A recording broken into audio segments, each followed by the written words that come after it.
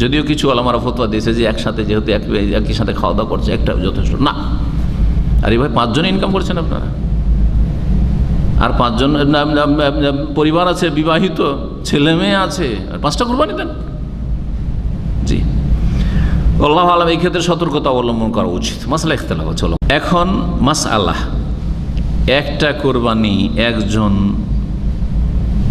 বা একাধিক জনের জন্য যথেষ্ট কিনা, বা একটা পশুতে কতজনকে শরীক করা যাবে।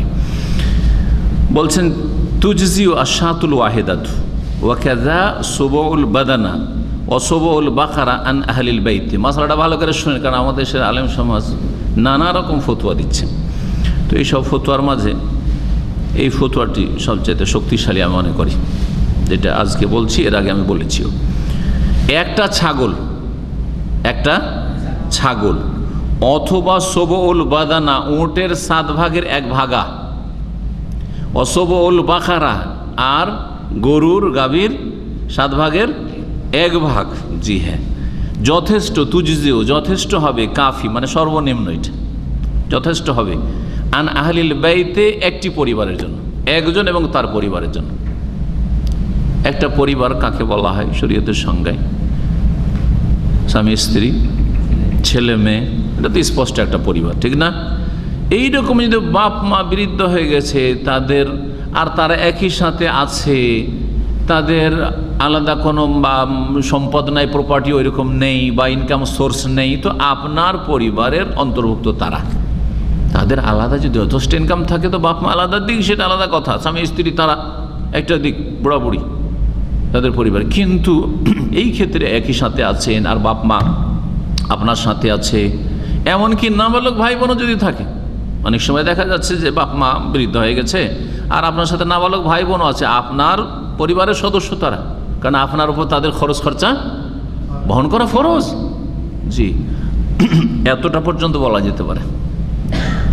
হ্যাঁ, সাবালক ভাই, আমি সতর্কতামূলক বলি, সাবালক ভাই আর ইনকাম করছে, তার পরিবার আছে, ছেলে মেয়ে, আর আমাদের দেশি তরিকার জয়েন্ট ফ্যামিলি, বুঝছেন তো, একই অন্যে থাকা 5 ভাই সৌদি আরবে থাকে বা বিভিন্ন দেশ মিলিয়ে থাকে, আর সবাই যথেষ্ট টাকা পয়সা পাঠায়, একসাথে খাই দেয়, 5টা বউকে এক ঘরে রেখে দিচ্ছে, আর বাপ মাও আছে, 5-10 50টা ছেলে মেয়ে নিয়ে, আর সবার জন্য একটা কুরবানি, আর ইনকাম করছেন 5 ভাই।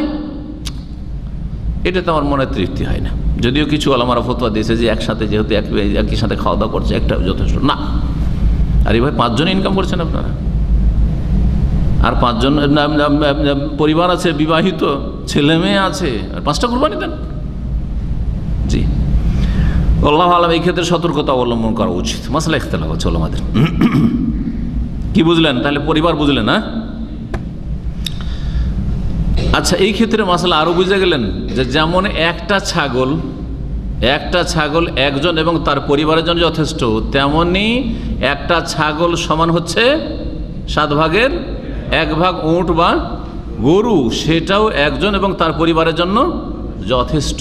যদিও এই মাসলা এখানে ইখতিলাফটা উল্লেখ করেননি লেখক, যেটা বেশি শক্তিশালী রাজে সেটাকে উল্লেখ করে দিয়েছেন, কিন্তু শেখ ইমাম আল্লামা আব্দুল আজিজ বাজ রাহমাতুল্লাহ আলাই এই ইখতিলাফটির দিকে ইঙ্গিত করেছেন তার ফাতাওয়াতে, আর বলেছেন যে একটা ভাগা একটা পরিবারের জন্য যথেষ্ট হবে না, এক ব্যক্তির পক্ষ থেকে হবে। বলার পরে বলেছেন যদিও দুটো আলেমদের দল এই ক্ষেত্রে আছে, একদল বলছে একটা ভাগা একজনের জন্য হবে, আর একদল বলছে একটা ভাগা সমান একটা ছাগল, সুতরাং একজন এবং তার পরিবারের জন্য যথেষ্ট হবে। এমনকি মৃতদেরকে সামিল হতে করতে পারে, গোটা বংশের আত্মীয় স্বজন মৃত সবাইকে আল্লাহ এতে আমাকে অনেক দিয়ে, আমার পরিবারকে, ছেলে মেয়েকে দিয়ে যারা জীবিত আছে, আমার বাপ মাকে দিয়ে যারা মারা গেছে তাদেরকে দিয়ে আমার বংশধর, অসুবিধা নেই।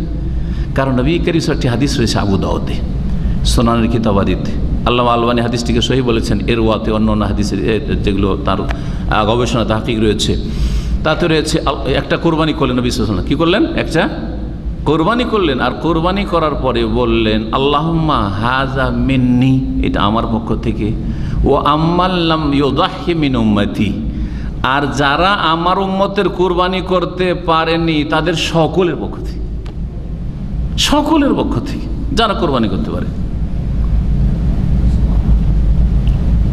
যারা কোরবানি করতে পারেনি তার মধ্যে মৃত আছে না নেই? অনেকে মারা গেছেন নবী সাল্লাল্লাহু আলাইহি ওয়াসাল্লাম যে সময় কুরবানি করছেন ওই সময়, তাহলে মৃত সামিল হইল কি হলো না? কিন্তু শুধু মৃতের নামে কুরবানি হলো না, মৃতকে সামিল করা হইল। যেমন জীবিত যারা অপারগ তাদেরকেও আল্লাহর নেকিতে সামিল করিও। দলিলটা মনে রাখবেন। দলিল এই ক্ষেত্রে একটা ছাগলের ক্ষেত্রে স্পষ্ট হাদিস রয়েছে, আর ওগুলোর ক্ষেত্রে নায়েরও হাদিস নাই, হায়েরও হাদিস নাই। তবে আরেকটা মাসলা মনে রাখবেন, জিহাদের ময়দানে গনিমতের ধন সম্পদ ভাগ করতে গিয়ে রাসূলুল্লাহ সাল্লাল্লাহু আলাইহি সাল্লাম 7টা ছাগল আর একটা গরু উটকে সমান করেছেন। 7টা ছাগল আর একটা উটকে সমান করেছেন। 7টা ছাগল যদি কাউকে দিতেন তো একটা উট দিয়ে দিন আর একজনকে, বোঝা গেছে না? এইভাবে ভাগ করেছেন। এটা কি বোঝায়? এটা বোঝায় যে 7টা ছাগল সমান একটা উট। যখন এই রকমই, তাহলে একটা ছাগল যখন একটা পরিবারের পক্ষ থেকে চলবে, যতগুলি সদস্য আছে মালিক এবং তার আন্ডারে যারা আছে, ঠিক তেমনি একটা ভাগও একজন এবং তার পরিবারের পক্ষ থেকে যথেষ্ট হবে। ছাগলের হাদিসটি শুনেন। আবু আইয়ুব আনসারী রাদিয়াল্লাহু তাআলা আনহু বর্ণিত, কানা রাজুল ফি আহদি রাসূলিল্লাহ সাল্লাল্লাহু আলাইহি ওয়াসাল্লাম, একজন লোক, পুরুষ যে কোনো একজন মানুষ রাসূলুল্লাহ সাল্লাল্লাহু আলাইহি ওয়াসাল্লামের আমলে মানে জামানায়, ইউদাহি বিশাতে আনহু, একটা ছাগল কুরবানি করত। আনহু মানে নিজের পক্ষ থেকে, ওয়ান আহলে বাইতিহি, দেখেন আন মানে পক্ষ, নামে না, তাহলে নামে কথাটি বাদ দিয়ে আমরা কি বলবো এখান থেকে? অমুকের পক্ষ থেকে করছি বা আমার পক্ষ থেকে করছি, আমার পরিবারের পক্ষ থেকে কুরবানি করছি, আল্লাহর নামে করছি। একটা ছাগল কুরবানি করতো আনহু তার পক্ষ থেকে, ওয়ান আহলে বাইতিহি তার পরিবারের সদস্যদের পক্ষ থেকে, পরিবার যারা সদস্য রয়েছে মেম্বার্স তাদের পক্ষ থেকে। ফায়াকুলুন, তারা নিজেরাও খেত, ওয়ুতেমুন, আর অন্যদেরকেও খাওয়াইতো, আত্মীয় স্বজনকেও খাওয়াইতো, বন্ধু বান্ধবকে খাওয়াইতো, আর গরিব মিসকিন অভাবীদেরকেও খাওয়াইতো। জি, তাহলে 3 রকমের লোক খাবে। রাহু তিরমিজি, হাদিস তিরমিজিতে রয়েছে, ইমাম তিরমিজি হাদিসকে সহিহ বলেছেন, আর ইবনে মাজাহ হাদিস রয়েছে।